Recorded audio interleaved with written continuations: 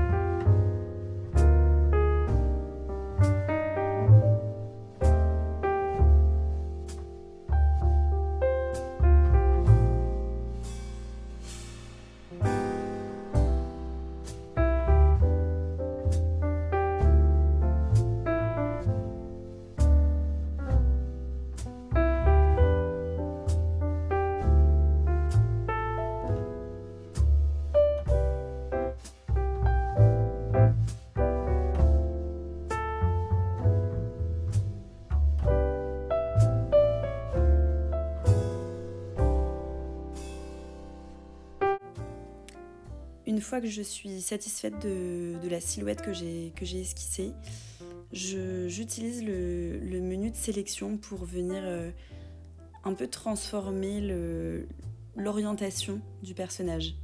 En fait, ça permet vraiment de modifier un peu les proportions, modifier la perspective, qui n'est pas toujours parfaitement correcte, en tout cas comme je l'aimerais, du premier trait.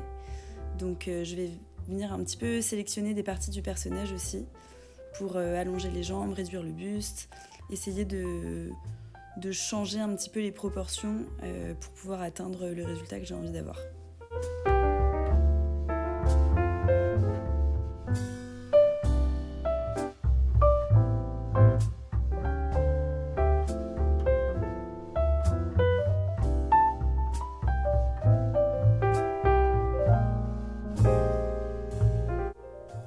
Une fois que je suis satisfaite de cette silhouette, je vais baisser l'opacité de tous mes calques précédents pour pouvoir rajouter un calque par-dessus et me mettre à faire le croquis intermédiaire. En fait, c'est pas le croquis final, mais je vais prendre un pinceau, toujours le même pinceau, mais couleur gris foncé. Ça me permet de me repérer, d'avoir des couleurs en fonction des calques que je fais. Et à partir de là, je vais commencer à faire le croquis intermédiaire avec un petit peu plus de détails.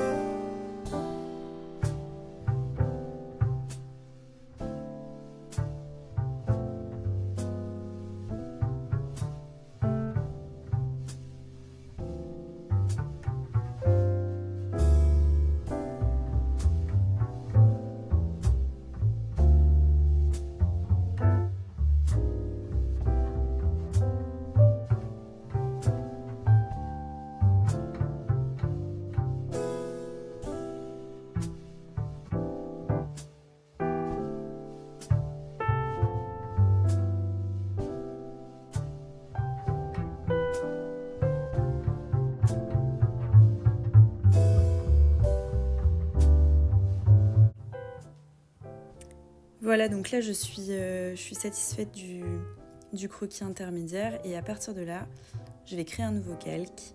Cette fois-ci, je prends un pinceau noir et je vais me mettre à faire le croquis final en fait, avec le maximum de détails possible. Donc je réduis un petit peu la taille du pinceau pour que ce soit un petit peu plus fin et plus précis. Et ensuite je vais repasser sur la plupart des traits, mais je vais commencer à faire les détails. Comme là on voit, je fais directement le détail à l'intérieur de l'oreille et je vais dessiner directement les vêtements par-dessus la silhouette de mon personnage.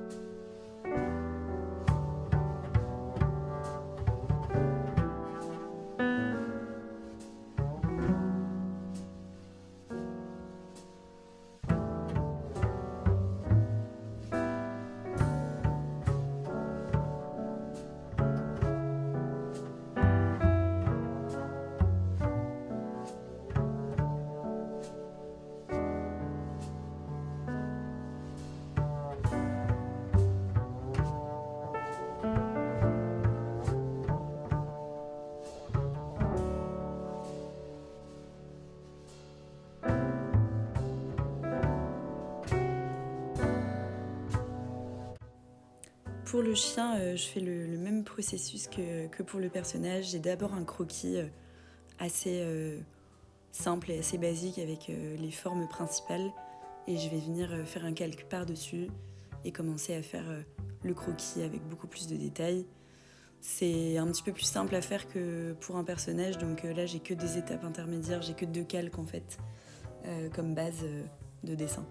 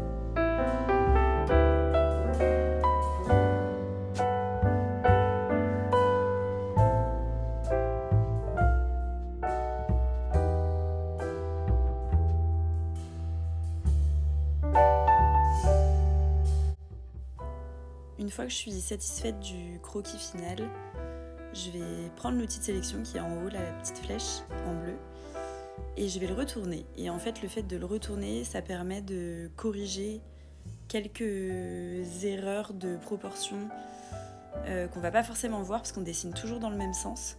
Et le fait de le retourner, ça permet de changer l'orientation un peu générale du dessin et de corriger parfois quelques petits défauts qu'on n'aurait pas vus quand on le regarde que dans un sens.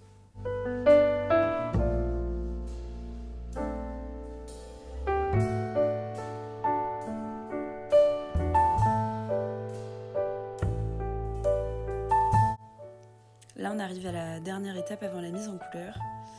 Donc, c'est la partie de surlignage. Donc, en fait, c'est vraiment repasser sur les traits du croquis pour avoir un tracé final propre et net. Là, en général, je vais baisser un petit peu l'épaisseur encore de mon pinceau et je vais repasser sur tous les traits. Parfois, je vais en modifier certains un petit peu. Et voilà, notamment, je vais changer. Vous verrez qu'elle aura plus un chignon à la fin, mais elle aura une queue de cheval. Et je vais vous laisser avec ça jusqu'à ce qu'on passe à la couleur.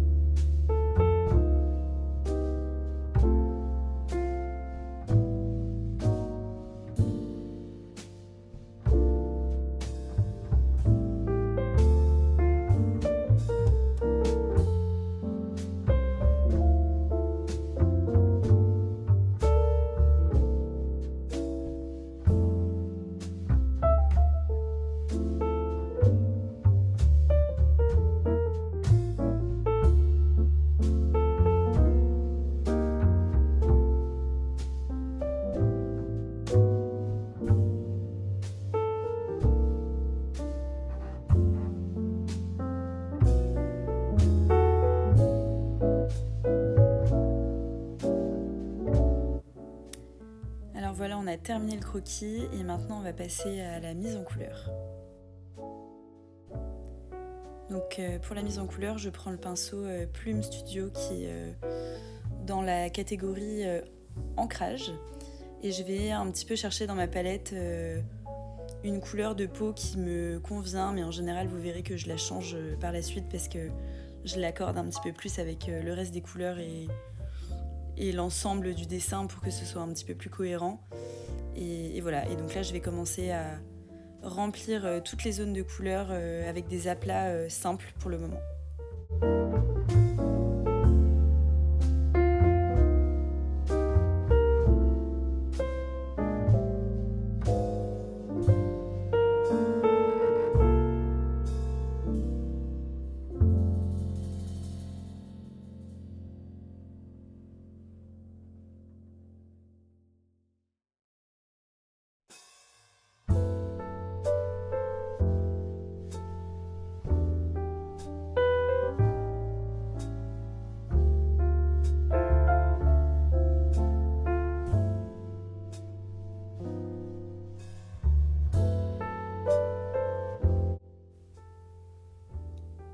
À chaque fois que j'ajoute une nouvelle couleur, donc là ça va être pour les cheveux mais même pour tout le reste, je vais faire un nouveau calque.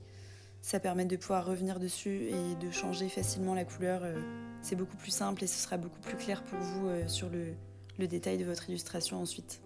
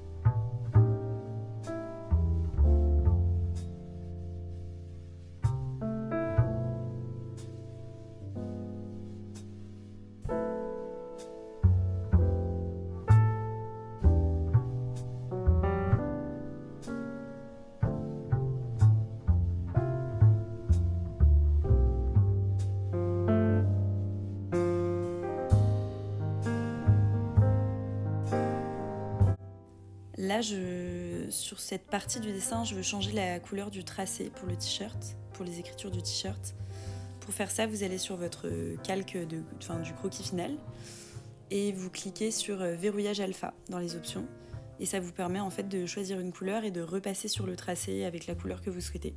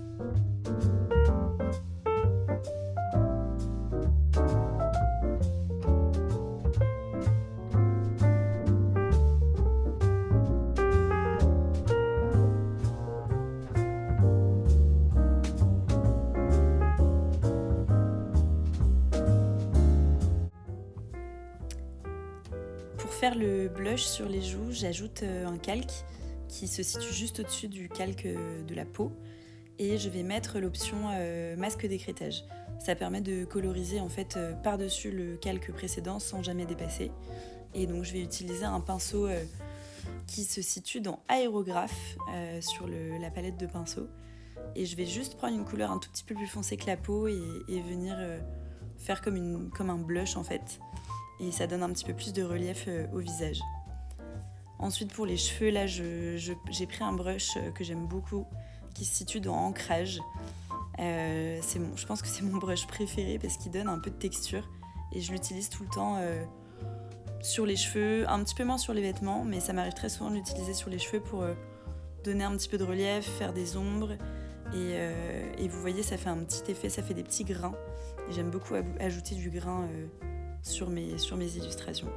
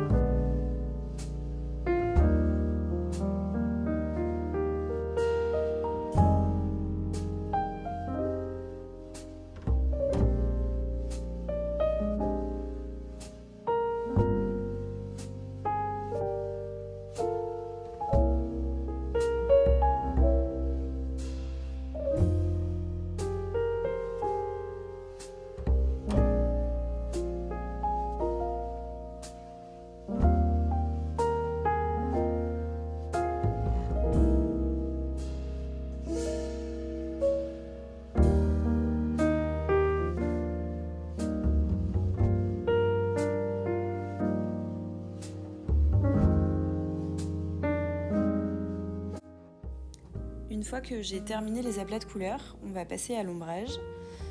Donc pour faire l'ombrage, on ajoute un calque par-dessus, qui va se situer vraiment au-dessus de tous les autres calques.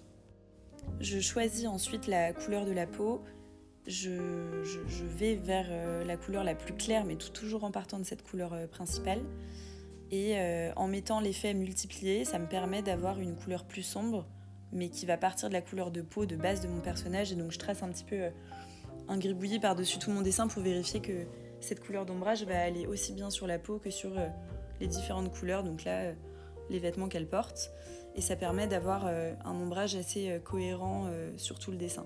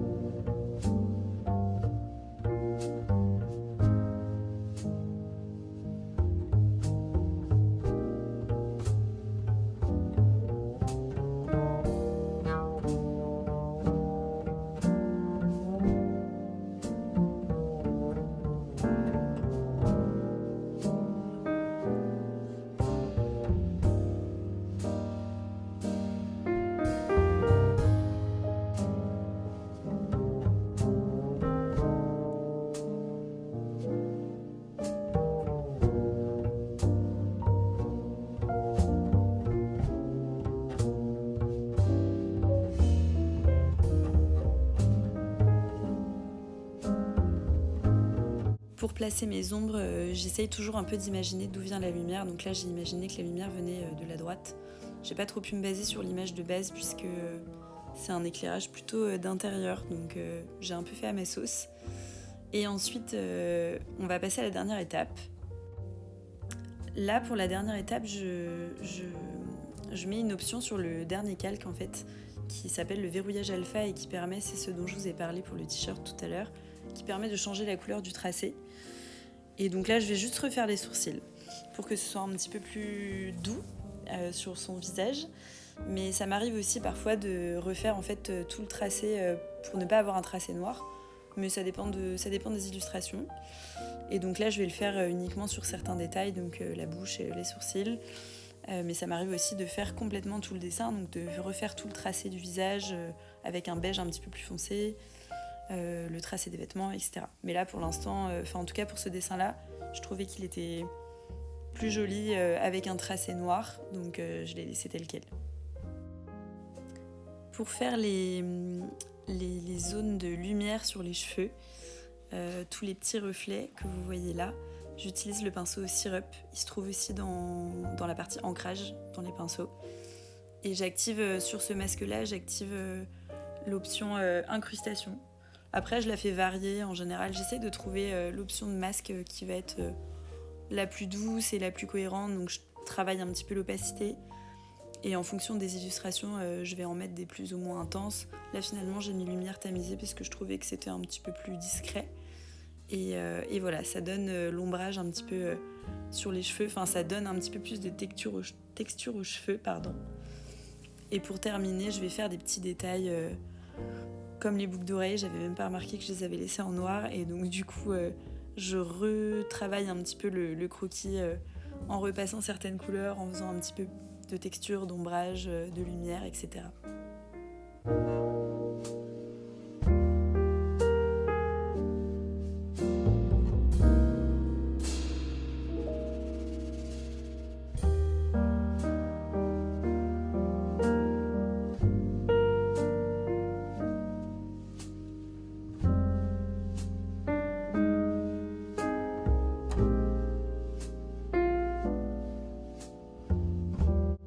Voilà, on arrive à la fin de cette vidéo. J'espère que ça vous aura plu, que vous aurez appris des choses.